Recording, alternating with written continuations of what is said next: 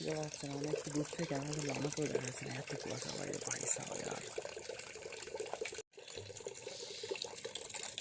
জল তো এসে গেছে, কিন্তু এত কুয়াশা মানে ক্যামেরা ধরলে কিছু তো আমার দেখাই যাচ্ছে না, সব সাদা একদম। তাও কি 8টার সময়, 8টা 19 বা 8:30 দিকে পুরো সাদা একদম সব।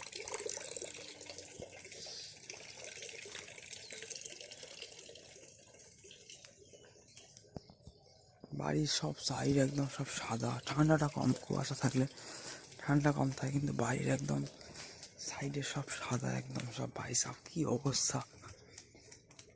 ও